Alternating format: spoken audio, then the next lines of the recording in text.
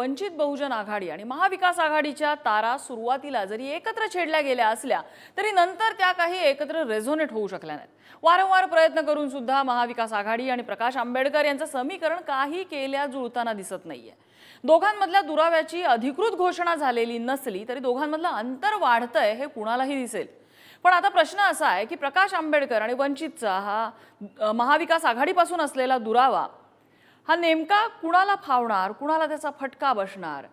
वंचित जर महाविकास आघाडीतून दूर झालं तर बहुजन समाजाची एकगठ्ठा मतं त्यांच्या सोबत नेणार हे नक्की। ही मतं दुरावली तर फटका महायुतीला बसेल की महाविकास आघाडीला? दुसरी गोष्ट म्हणजे 2019 ची आकडेवारी पाहिली तर वंचितच्या उमेदवारांनी 13 जागी 1 लाखांपेक्षा जास्त मतं मिळवली होती। मात्र त्यावेळी त्यांच्यासोबत एमआयएम सुद्धा होती, हे सुद्धा विसरून चालणार नाही। आता एमआयएमच्या सोबतीशिवाय वंचित पुन्हा एवढा चांगला परफॉर्मन्स दाखवू शकेल का? थोडक्यात या दुराव्याचा फटका महायुतीला बसणार आहे की महाविकास आघाडीला बसणार हे स्वतः वंचित यामुळे पश्चाताप करणार, हाच आहे आपला आजचा चर्चेचा विषय।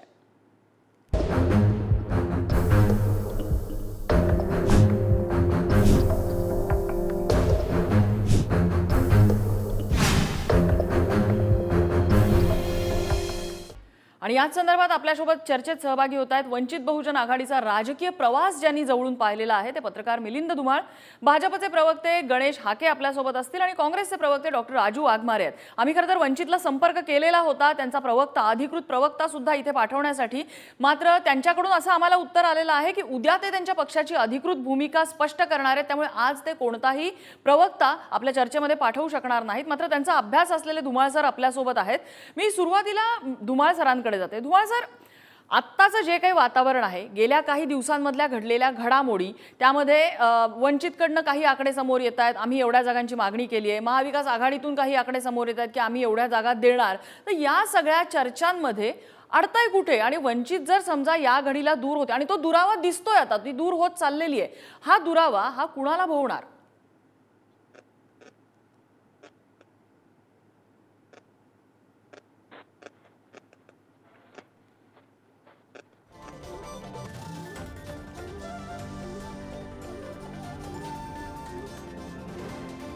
काही तांत्रिक अडचणींमुळे त्यांचा आवाज आपल्यापर्यंत पोहोचू शकत नाही। मी डॉक्टर राजू वाघमारे यांच्याकडे जाते। डॉक्टर राजू वाघमारे, महाविकास आघाडी अजूनही वंचित आम्हाला नको असं अधिकृत सांगत नाहीये किंवा वंचितची आणि आमचं जमलेलं नाही असं अधिकृतरित्या सांगत नाही, अजूनही त्यांचे प्रयत्न सुरू आहेत प्रकाश आंबेडकरांना सोबत घ्यायचे। अडतंय कुठे? आणि जर समजा वंचित आता दूर गेली तर एक गठ्ठा, एक मोठा मतप्रवाह त्यांच्या मागे जाणार आहे, महाविकास आघाडी याबद्दल काय विचार करते? सगळ्यात पहिली गोष्ट नम्रता, आमचा पूर्णपणे विचार आहे आणि आमची इच्छा पण आहे की वंचित आमच्या बरोबर असावी, कारण वंचित बद्दल आणि आदरणीय बद्दल एक वेगळा आदर आमच्या मनामध्ये आहे आणि त्या दृष्टीने आमचे प्रयत्न आहेत आणि आम्ही पहिल्यापासून सांगत आलेलो आहोत, आम्ही त्यांच्या व्यासपीठावर जाऊन सांगितलेलं आहे। त्याच्यामुळे वंचित आम्हाला हवी आहे, याच्यामध्ये दुमत असण्याचं काही कारण नाहीये। हा पहिला मुद्दा आम्ही स्पष्ट करतो काँग्रेसचा अधिकृत प्रवक्ता या नात्याने की काँग्रेसला वंचित पाहिजे, वंचित बद्दल आदर आहे आणि वंचित आम्हाला या निवडणुकीमध्ये आणि याच्या पुढच्याही प्रवासामध्ये महाविकास आघाडी बरोबर का होईना आम्हाला ती आमच्या बरोबर पाहिजे। हा झाला पहिला मुद्दा। दुसरा मुद्दा जो आपण जो प्रश्न विचारला आहात की जर उद्या वंचित आमच्या बरोबर राहिली होईल तर नक्कीच वंचित आमच्या बरोबर राहिली नाही तर त्याचा परिणाम काँग्रेसच्या काही मतांवर नक्कीच होणार आहे। कारण जर आपण बघाल तर लोकसभेमध्ये सगळी जी भाजपची असते ती मतं फोडण्यावर असते आणि मतं फोडूनच भाजप निवडून येते। त्याच्यामुळे जर मतं फुटली तर जो काही 1-2% जरी फरक पडेल तर त्याच्यामध्ये भाजपचं फावू शकतं। त्याच्यामुळे फटका जो आहे तो महाविकास आघाडीला कुठे ना कुठे बसेल याच्यात शंका नाही। पण दुसरा मुद्दा मला असा ठेवावासा वाटतो, पुलाखालून बरंच पाणी वाहून गेलेलं आहे। यावेळेचं इलेक्शन जे आहे ते आयदर तुम्हाला ज्यांना भाजप पाहिजे किंवा भाजप नको या एकाच गोष्टीवर हे इलेक्शन लढलं जाणार आहे असं मला तरी वाटतं माझ्या अभ्यासामधून, की संपूर्ण देशामध्ये ज्यांना पाहिजे भाजप किंवा ज्यांना नको पाहिजे भाजप त्याच्यामुळे मतदान जे होणार आहे तर ज्यांना भाजप नको आहे त्या दृष्टीने मतदान होईल बर आणि ज्यांना भाजप पाहिजे त्यांचं त्यांना होईलच. पण याच्या पूर्वीच्या इलेक्शन्स मध्ये ज्या पद्धतीने एक्झॅक्टली माझा डॉक्टर राजू वाघमारे हाच मुद्दा आहे की प्रकाश आंबेडकरांनी पहिल्यापासून सांगितले की आम्हाला भाजप नकोय. आता जर ते महाविकास आघाडी सोबत आले नाही तर भाजप नकोय ह्याच्यामध्ये दुफळी आहे ही. नाही नाही, तुम्ही म्हणताय ते बरोबर आहे. मी मतदारांचा कौल सांगतोय. जो सामान्य मतदार आहे त्याच्यामध्येच दोन गट पडलेले आहेत, ज्याला भाजप पाहिजे आणि ज्याला भाजप नको आहे. त्याच्यामुळे आताचं जे मतदान आहे ते त्याच्यामुळे मतदान करत असताना मतदार हा पण विचार करेल की निवडून कोण येणार आहे, निवडून कोण येणार नाही आहे, ज्याला भाजप पाहिजे. त्याच्यामुळे त्या पद्धतीची परिस्थिती पण आता उद्भवलेली आहे. तर ती पण आपण लक्षात घेतली पाहिजे. बरं, आपल्यासोबत धुमाळ सर आहेत. धुमाळ सर, माझा आवाज पोहोचतोय तुमच्यापर्यंत? हा, पोचतोय मॅडम. हा, माझा प्रश्न असा होता की वंचितचा गेल्या अनेक दिवसांपासून महाविकास आघाडी सोबत जाण्याचा आपण प्रयत्न बघितला, महाविकास आघाडीने प्रकाश आंबेडकरांना सोबत घेण्याचा आपण प्रयत्न बघितला. कुठची तरी एक गोष्ट आहे जी यामध्ये कमी पडते आणि ह्या दोन्ही आघाड्या, वंचित बहुजन आघाडी आणि महाविकास आघाडी, एकत्र येण्यामध्ये अजूनही अपयशी ठरलेले आहेत. त्यांचं समीकरण जुळलेलं नाही. भविष्यात जर हा दुरावा कायम राहिला तर त्याचे परिणाम कुणाला भोगायला लागतील असं वाटतं तुम्हाला? नाही, मला असं वाटतं की पहिली गोष्ट, एक जी गोष्ट तुम्ही म्हणताय की कोणती तरी एक गोष्ट आहे, तर ती गोष्ट आहे जागा वाटप. याशिवाय दुसरं काहीच कारण नाहीये. आणि राजू सर जे म्हणतायत की ही जी निवडणूक आहे ती आयदर भाजप किंवा भाजप अशी आहे, हे बरोबर आहे. परंतु एक वर्ग असाही आहे, जो मोठा वर्ग आहे, त्यांना वंचित आघाडी पण हवी आहे ना. वंचित बहुजन आघाडी सुद्धा हवी आहे. तर त्या मतदारांचं तुम्ही काय करणार? म्हणजे हे मतदार 1-2% नाही आहेत ना, 8% मतदान आहे. बरोबर, म्हणजे 40 लाख प्लस अशा लोकांना तुम्ही गृहीत कसं धरणार? अगदी, म्हणजे 2000 म्हणजे तुम्ही आता 40 लाखाचा उल्लेख केला. 2019 मध्ये 48 ज्या जागी MIM आणि वंचित यांची जी आघाडी होती त्यांनी निवडणूक लढवलेली होता, त्यांना 41 लाखांपेक्षा जास्त मत आहेत. धुमाळ सर, बोला. आणि दुसरी गोष्ट अशी आहे की राजू सर जसं म्हणतायत की ही फक्त भाजप हवी आहे किंवा नकोय, ही जर लढाई जर असेल, ही जर निवडणूक तशी असेल, तर मग महाविकास आघाडीत जागांचा घोळ काय? महाविकास आघाडीमध्ये मतभेद काय आहेत? आणि वंचित बहुजन आघाडीला ते जर म्हणतायत की आम्ही ऍग्री आहोत किंवा आम्ही तयार आहोत, ठीक आहे, म्हणजे जागा वाटप हा महत्त्वाचा मुद्दा. पण जर आता वंचित दूर गेली महाविकास आघाडीपासून तर त्याचा फटका कुणाला बसेल? कारण एक गठ्ठा ते आपली मतं सोबत घेऊन जाणार आहेत. महाविकास आघाडीची मतं असतील, ती महायुतीची मतं असतील, की दूर गेल्यामुळे स्वतः वंचितला त्याचा फटका बसेल? तुम्हाला काय वाटतं? नाही, मला असं वाटत नाहीये. पहिली गोष्ट अशी आहे की आपण एक गोष्ट लक्षात घेतली पाहिजे की आपल्या देशामध्ये संसदीय राजकारण चालतं. आपल्या देशामध्ये अध्यक्षीय राजकारण पद्धत नाहीये. त्यामुळं बहुपक्षीय निवडणूक इथं लढवली जाते. त्यामुळं एखादा पक्ष आपल्या सोबत आहे किंवा नाहीये याच्याशी मला वाटतं चर्चा करण्यात सुद्धा काही अर्थ नसतो. पहिली गोष्ट. नाही, माझा तो मुद्दा नाहीये. ज्या वेळेला प्रकाश आंबेडकर सांगतात की आम्हाला ज्या ठिकाणी आम्ही जिंकण्याची शक्यता आहे अशा जागा द्या, याचा अर्थ त्यांना कॉन्फिडन्स आहे की काही जागांवर नक्की त्यांचा उमेदवार जिंकू शकतो. अशा जागी जर समजा वंचित स्वतंत्र लढली तर त्याचा फटका कुणाला बसेल? स्वतः वंचितला बसेल, महाविकास आघाडीला बसेल की महायुतीला बसेल? नाही, मला असं वाटतं की मतदारांचा जो कौल असतो, म्हणजे आता मतदार वंचित सोबत जे आहेत ते तर त्यांच्यापासून दूर जाणार नाहीयेत. पहिली गोष्ट. मग महाविकास आघाडीला तो निर्णय करायचा आहे की दूर गेल्यानंतर फायदा कुणाला होणार आहे किंवा नुकसान कोणाला. तुम्हाला काय वाटतं कुणाला होईल? ऑब्विसली महाविकास आघाडीला होऊ शकतो. वंचित दूर गेले तर त्याचा फायदा, नाही, त्याचा तोटा महाविकास आघाडीला होईल. बर, ठीक आहे, मुद्दा लक्षात आला. आपल्यासोबत गणेश हाके आहेत. गणेश हाकेजी, आता हे जे सगळं राजकारण दिसतंय याच्यामध्ये असं आहे की महायुतीचं फावताना दिसतंय अनेक जागी.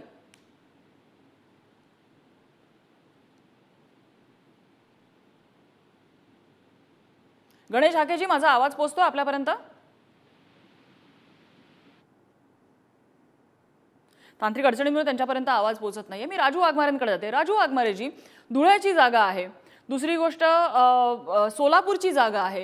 ह्या अशा काही जागा आहेत ज्या ठिकाणी म्हणजे दीड 2-2 लाखापेक्षा जागा मतं ही वंचितने घेतलेली होती. अर्थात MIM त्यावेळेला त्यांच्या सोबत होतं. पण अशा जागा जिथे महायुती सोबत जर वंचित असेल तर ह्या जिंकण्याचा थेट त्यांना शक्यता वाढलेली दिसते. पण वंचित वेगळी झाली तर इथे मतांची विभागणी होणार आहे. नाही नम्रताजी, आता जर आपल्याला ऑब्जेक्टिव्हली बोलायचं झालं तर एक गोष्ट लक्षात घ्या की जसं राज ठाकरेंनी ज्यावेळी पक्ष काढला तेव्हा राज ठाकरेंचे 14 आमदार निवडून आलेले, हो बरोबर आहे. त्याच्यानंतरच्या इलेक्शन मध्ये मतांची टक्केवारी तेवढी राहिली नाही. बर वंचित आणि MIMच्या युतीमध्ये धुमाळ सर सांगतायत 8% मतदान जरी आपण 40 लाखाचं पकडलं पण तेच मतदान विधानसभेमध्ये आपल्याला कमी झालेलं दिसतं. बर अर्ध्यापेक्षा म्हणजे त्या दृष्टीने ते आलेलं दिसतंय. हा नंबर 1चा मुद्दा आहे. बर दुसरा मुद्दा या जागा वाटपामध्ये असा आहे की ज्या लोकांना ती मतं पडलेली आज ते लोक निवडणुकीला उभे राहत आहेत का, त्या लोकांचा पण त्या मतांमध्ये काही अधिकार असेल, ते लोक त्यांना सीट आपण देऊ शकतोय का, की ते लोकच आपल्याकडे नाही आहेत. या गोष्टीचा पण विचार जागा वाटपामध्ये प्रत्येक पक्ष करत असणार असं मला तरी वाटतं. कारण काही खालच्या जागा वाटपाच्या केंद्रामध्ये मी असतो त्याच्यामुळे याचा विचार केला जातो की तेच उमेदवार आहेत का किंवा उमेदवाराचं किती पर्सेंटेज आहे, त्याचा फायदा किती होऊ शकतो. आता वंचितला ज्या वेळी ती मतदान जे पडलं ते सगळे उमेदवार आता निवडणुकीच्या रिंगणात आहेत का, त्या जागेवर ते उभे राहत आहेत का. आता प्रकाश आंबेडकरजी सोलापूर मधून उभे राहिलेले, मग प्रकाश आंबेडकरजींना सोलापूरची जागा पाहिजे. या सगळ्या बाबत आपण सगळी चर्चा करणं किंवा माझी माहिती जी आहे आय गेस त्यांनी सोलापूरची एक जागा मागितलेली होती, नांदेडची मागितली होती, रामटेक मागितलेली होती, अकोल्यावरती तर ते स्वतःच लढणार आहेत. हे माझ्या समोर आलेल्या या जागा आहेत. नाही पण आता कसं आहे की मी तेच तुम्हाला विचारलं ना नम्रताजी की मागच्या वेळी लढलेले उमेदवार आपल्याकडे लढणार आहेत का, त्या उमेदवारांचा कितपत त्याच्यामध्ये प्रभाव आहे. म्हणजे थोडक्यात तुम्ही असं सुचवताय की मागच्या निवडणुकीत जो प्रभाव दिसला वंचितचा तो या निवडणुकीत दिसेलच याची शाश्वती नाही. ठीक आहे, मुद्दा लक्षात आला. गणेश हाकेंकडे जाते मी. बाबतीत आहे ना, हो काँग्रेसच्या बाबतीत पण आहे. अगदी ठीक आहे, मुद्दा लक्षात आला. मतं पडली त्याच्यापेक्षा कमी पडतील, भाजपला कमी पडतील. ठीक आहे. पक्ष राजकारणामध्ये तुम्ही एका लेवलवर कंटिन्यू राहत नाही. हो, प्रत्येक जण वरती खाली होतो आणि वंचितला सुद्धा हा बदल फेस करावा लागेल. ठीक आहे, गणेश हाकेंकडे जाते. गणेश हाकेजी, वंचितचा जर दुरावा झाला महाविकास आघाडीपासून तर तुम्हाला फुलटॉस चेंडू आहे हा, असंच तरी सध्या आपल्या कार्यक्रमामध्ये जो काही सूर दिसतोय त्यावरनं. नाही बघा नम्रता, मी 4 दिवसापूर्वी तुमच्या चॅनलवरती मी बोलताना सांगितलं होतं, माझंच इको येतोय ऐकायला, जर तुमच्याकडे तुमचा आवाज स्पष्ट येतोय. मी इकडनं टेक्निकल ग्लिच सुधारायला सांगते, तुम्ही बोला, सलग बोला. हा, तर मी 4 दिवसापूर्वी नम्रता याच आपल्या चॅनलवरून सांगितलं होतं की ही सगळी वंचित आघाडीला गाफील ठेवण्याची काँग्रेसची खेळी आहे. बर, काँग्रेस कधीच वंचित आघाडीला त्यांच्या बरोबर त्यांना घ्यायचं नव्हतं. सुरुवातीपासून त्यांनी हे सगळं जाणीवपूर्वक केलं आणि ऐन वेळेला त्यांनी जागांचं नाव सांगून त्यांनी ही युती तोडलेली आहे. खरं म्हणजे बाळासाहेबांना हे कळायला पाहिजे होतं. सुरुवातीपासून डॉक्टर बाबासाहेब आंबेडकर घटना लिहित असताना सुद्धा सामाजिक समतेच्या विचारावरती या काँग्रेसवाल्यांनी त्याला विरोध केला होता. काँग्रेसनी बाबासाहेबांच्या 2 वेळा पराभव केला, त्यांच्या विरोधात माणूस उभा केला. काँग्रेसनं बाबासाहेबांच्या चळवळीला कधीच सन्मान केला नाही. भाजपनं केला. भाजपनं केला. काँग्रेस हे जळतं घर आहे. भाजपनं केला का? आंबेडकरांच्या, प्रकाश आंबेडकरांच्या विरोधात भाजपनं पण माणूस दिलाच होता की. नाही ऐकून घ्या नम्रता माझं म्हणणं, नम्रता बोला, माझं म्हणणं ऐकून घ्यायला सांगत त्यांना. इतक्या वेळ ते बोलत होते, मी त्यांना बोलत होतो. बोला, मुद्दा पूर्ण करा. म्हणायचे की काँग्रेस हे जळतं घर आहे, आपल्या अनुयायांना सांगायचे त्याच्या जवळपास सुद्धा फिरकू नका. परंतु दुर्दैवानं बाळासाहेबांच्या गोष्टी लक्षात आली नाही. बाळासाहेब एखादी हुरळी मेंढी लागली लांडग्याच्या पाठी, तसे ह्या लांडग्यांच्या पाठीमागे बाळासाहेब लागलेले होते. खरं म्हणजे बाळासाहेबांना अनेक वेळेला काँग्रेसनं फसवलेलं आहे. अनेक वेळेला अशाच पद्धतीच्या चर्चेची गुराळं चालवून ठेवून शेवटच्या क्षणाला ही युती तोडतात. बर, वंचित आघाडीला बाळासाहेबांना गाफील ठेवतात. आणि ऐन वेळेला अशा पद्धतीचा घात करतात. ही घात करणारी मंडळी आहे. म्हणजे आणि तुम्ही असं आता म्हणताय की सुद्धा इतिहासाची असा पुनरावृत्ती झाली. बाळासाहेबांचा ऐकून घ्या. बाळासाहेबांचा घात यांनी केलेला आहे. बरं. आणि मी तुम्हाला सांगतो की त्यामुळे बाळासाहेबांनी यांच्यावरती विश्वास ठेवायला नको, पण तो ठेवला आणि बरं. त्याचं आता सगळं बाळासाहेबांना भोगावं लागेल. ठीक आहे. राजू वाघमारे, थोडक्यात वेळ संपत आली आपली. सगळ्यात पहिली गोष्ट की हे जे सांगतायत या भाजपवाल्यांची जुन्या सवयी आहेत. फक्त छोट्या छोट्या गोष्टी घ्यायच्या आणि त्याच बोलायच्या. बाबासाहेब ज्यावेळी म्हणाले की घर काँग्रेस जळतं घर आहे, त्याच्या आधी काय बोलले नंतर काय बोलले हे लक्षात घ्या. आणि जळतं घर असतं तर बाबासाहेबांनी घटना काँग्रेसच्या मंत्रिमंडळात येऊन लिहिलीच नसती. त्याच्यामुळे भांडणं लावण्याची कामं समाजामध्ये वितुष्ट अरे वाघमारे, बाबासाहेबांचा 2 वेळा पराभव केला. निवडणुकीत सुद्धा बाबासाहेबांना तुम्ही जिंकू दिलं नाही. तुमचा माणूस उभा केला.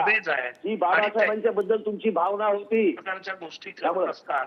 बाबासाहेबांची चळवळ मोडीत काढण्याचं कारस्थान काँग्रेसने सतत केलं.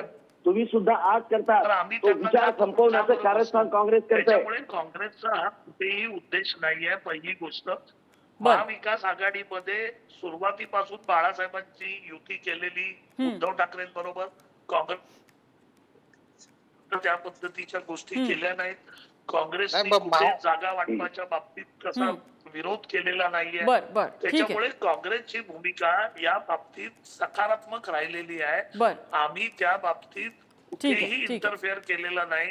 शेवटी जो उमेदवार निवडून येणार त्या उमेदवाराच्या याच्यावरच. ठीक आहे. म्हणजे इलेक्टिव्ह मेरिट हे बघितलं जातं या ठिकाणी. ठीक आहे, मुद्दा लक्षात. माझी वेळ संपत आली. धुमाळ सर, मला शेवटची कॉमेंट घ्यायची तुमची. धुमाळ सर, या सगळ्यामध्ये जो आरोप करण्यात आलाय की बाळासाहेब गाफील राहिले आणि त्याचा फटका त्यांना बसेल असं वाटतंय का? बैठकीला सुद्धा बोलवत नव्हते. मला वाटत यांना बैठकीला न गाफील राहिले तसं मला वाटत. विकास आघाडीच्या बैठका का होत होत्या? गणेश हाकेजी, तुमचा मुद्दा लक्षात आलेला आहे. तुमचा जो आरोप आहे तोच प्रश्न मी धुमाळजींना विचारलेला आहे की बाळासाहेब गाफील राहिले त्याचा फटका त्यांना बसला असं भाजप म्हणतंय. हे योग्य वाटतं का तुम्हाला? हा आरोप तुम्हाला तथ्य वाटतं का आरोपात? नाही, मला या आरोपात तथ्य वाटत नाही, पहिली गोष्ट. आणि दुसरी गोष्ट अशी आहे की बाबासाहेबांनी जे म्हटलं होतं की काँग्रेस जळतं घर आहे, ही वस्तुस्थिती खरी आहे. परंतु कसं असतं की प्रत्येक वेळी समीकरणं वेगळी असतात आणि या वेळचं समीकरण वेगळं आहे. यावेळी भाजपचा जो मोठा धोका आहे राज्यघटनेला, तो फार महत्वाचा आहे आणि त्याविषयी आपण विचार केला पाहिजे. दुसरं मला असं वाटतं की बाळासाहेबांना काही गाफील ठेवलेलं नाहीये. बाळासाहेब सातत्याने ज्या गोष्टी मांडतायत प्रकाश आंबेडकर, त्यांनी त्यांची तयारी सुद्धा दुसरीकडे केलेली आहे. मला राजू सरांना एक विचारायचं होतं की आपण म्हणताय की आम्ही सगळी तयारी केली आहे किंवा आम्ही सोबत यायला तयार आहोत वंचितला घेण्यासाठी, पण त्यांनी युती कुठं जाहीर केली आजपर्यंत? म्हणजे शिवसेनेसोबत युती जाहीर झालेली आम्हाला माहितीये, पण वंचित बहुजन आघाडी हा आमचा घटक पक्ष आहे. अशा पद्धतीचं वक्तव्य, मधला पत्रव्यवहार आणि मध्ये मग रुसवे फुगवे सगळं काय काय घडलं हे आपल्या समोर आहेच. मुद्दा असा आहे की या क्षणाला आता प्रकाश आंबेडकर उद्या त्यांची भूमिका काय आहे ती अधिकृत जाहीर करणार आहेत.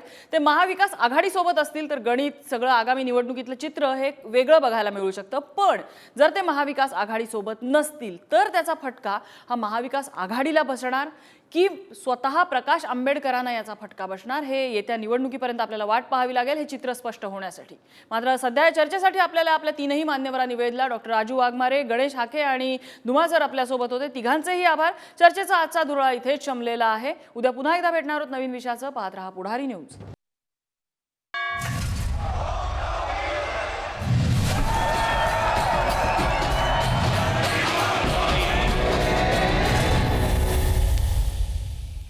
Thank you.